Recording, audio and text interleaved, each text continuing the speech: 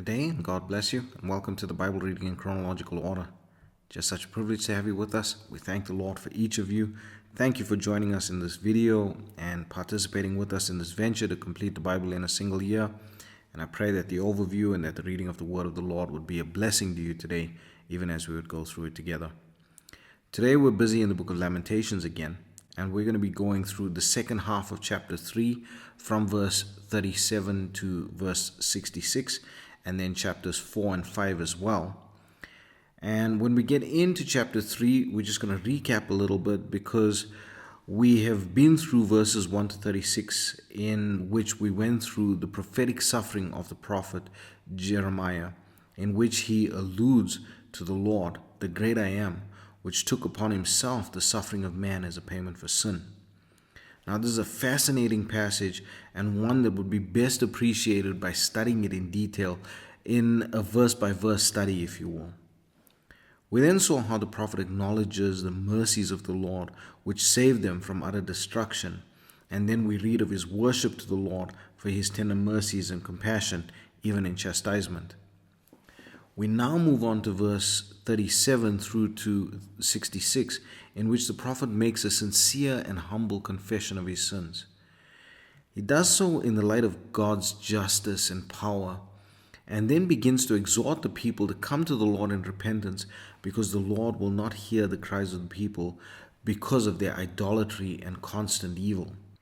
And so the prophet weeps, he laments until the Lord will hear him. But he acknowledges that the Lord heard him and answered him.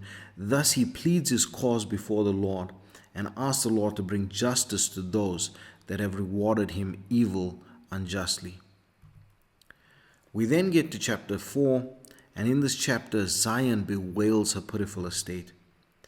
This is a view of Jerusalem during the siege by the Babylonians, so in the time that the city was being overtaken. It speaks about how things were before the siege and how things are at this time, and the contrast is one that can really break your heart. It is shocking, which lends to the impact of the lament of the prophet.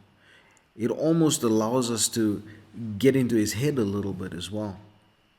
The chapter closes with a threat to Edom, and the Lord says that the punishment of Zion is accomplished, but now the visitation of the iniquity of Edom has come. And then we get to chapter 5, and chapter 5 breaks the design pattern in that it still has 22 verses, yes, but it is not an acrostic, so the alphabet order is now gone. It's almost as if the prophet cannot even keep going through the ferocity of his lament. He's struggling to keep it all together, as it were.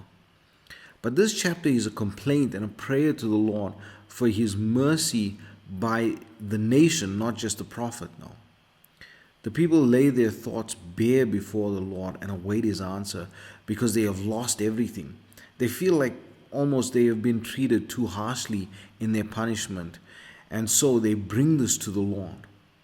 Everything that the Lord had given them, they now have to work for, they have to buy, they have to beg to enjoy.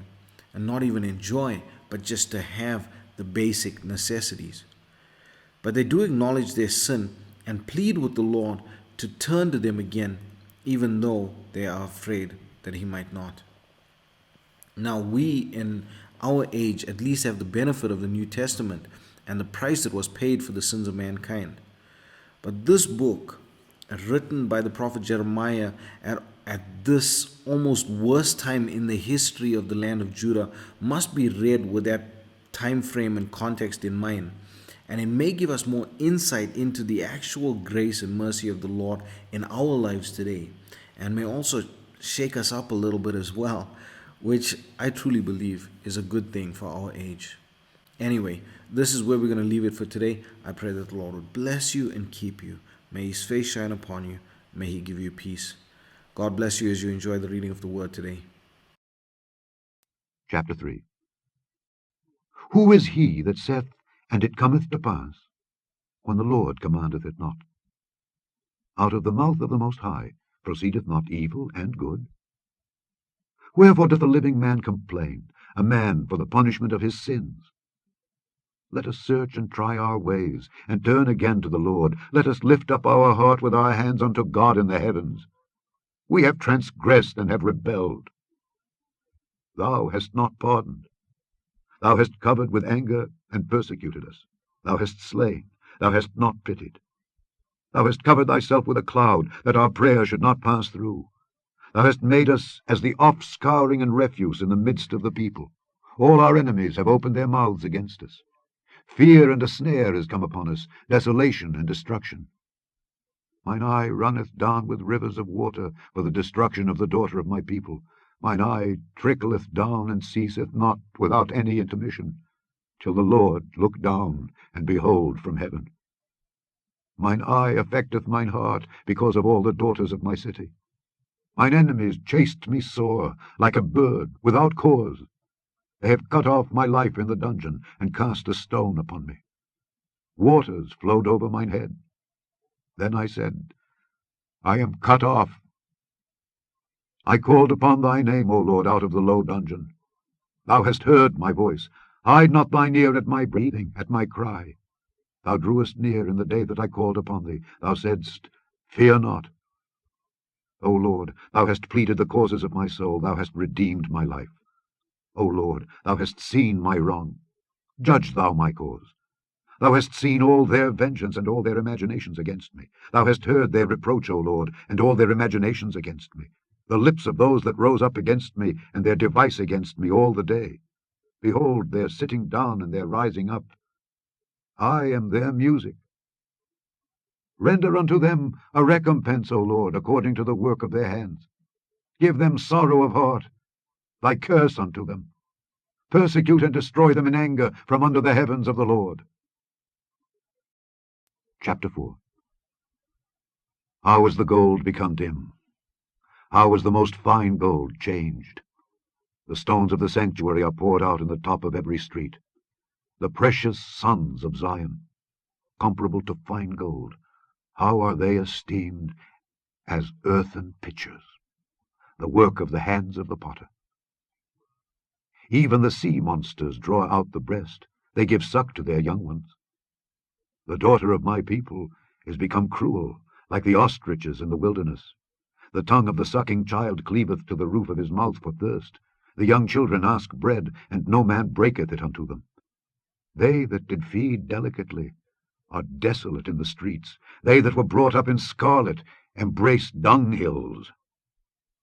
For the punishment of the iniquity of the daughter of my people is greater than the punishment of the sin of Sodom, that was overthrown as in a moment, and no hands stayed on her. Her Nazarites were purer than snow. They were whiter than milk. They were more ruddy in body than rubies. Their polishing was of sapphire. Their visage is blacker than a coal. They are not known in the streets. Their skin cleaveth to their bones. It is withered. It is become like a stick. They that be slain with the sword are better than they that be slain with hunger. For these pine away, stricken through for want of the fruits of the field. The hands of the pitiful women have sodden their own children. They were their meat in the destruction of the daughter of my people. The Lord hath accomplished his fury. He hath poured out his fierce anger, and hath kindled a fire in Zion, and it hath devoured the foundations thereof.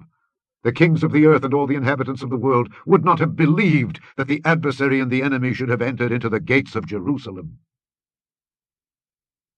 For the sins of her prophets, and the iniquities of her priests, that have shed the blood of the just in the midst of her, they have wandered as blind men in the streets. They have polluted themselves with blood, so that men could not touch their garments. They cried unto them, Depart ye, it is unclean. Depart, depart, touch not. When they fled away and wandered, they said among the heathen, They shall no more sojourn there. The anger of the Lord hath divided them. He will no more regard them. They respected not the persons of the priests. They favoured not the elders. As for us, our eyes as yet failed for our vain help. In our watchings we have watched for a nation that could not save us. They hunt our steps, that we cannot go in our streets. Our end is near, our days are fulfilled, for our end is come. Our persecutors are swifter than the eagles of the heaven. They pursued us upon the mountains. They laid wait for us in the wilderness. The breath of our nostrils, the anointed of the Lord, was taken in their pits, of whom we said, Under his shadow we shall live among the heathen.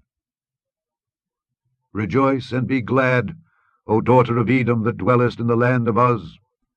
The cup also shall pass through unto thee. Thou shalt be drunken, and shalt make thyself naked. The punishment of thine iniquity is accomplished, O daughter of Zion. He will no more carry thee away into captivity. He will visit thine iniquity, O daughter of Edom. He will discover thy sins. Chapter 5. Remember, O Lord, what has come upon us. Consider and behold our reproach. Our inheritance is turned to strangers, our houses to aliens. We are orphans and fatherless. Our mothers are as widows. We have drunken our water for money. Our wood is sold unto us. Our necks are under persecution. We labor and have no rest. We have given the hand to the Egyptians and to the Assyrians to be satisfied with bread. Our fathers have sinned and are not, and we have borne their iniquities. Servants have ruled over us. There is none that doth deliver us out of their hand. We gat our bread with the peril of our lives, because of the sword of the wilderness. Our skin was black like an oven, because of the terrible famine. They ravished the women in Zion, and the maids in the cities of Judah. Princes are hanged up by their hand. The faces of elders were not honoured. They took the young men to grind, and the children fell under the wood. The elders have ceased from the gate, the young men from their music. The joy of our heart is ceased. Our dance is turned into mourning. The crown is fallen from our head. Woe unto us that we have sinned! For this our heart is faint, for these things our eyes are dim. Because of the mountain of Zion which is desolate, the foxes walk upon it. Thou, O Lord, remainest forever, thy throne from generation to generation. Wherefore dost thou forget us forever, and forsake us so long time? Turn thou us unto thee, O Lord, and we shall be turned. Renew our days as of old. But thou hast utterly rejected us. Thou art very wroth against us. The end of the Lamentations of Jeremiah.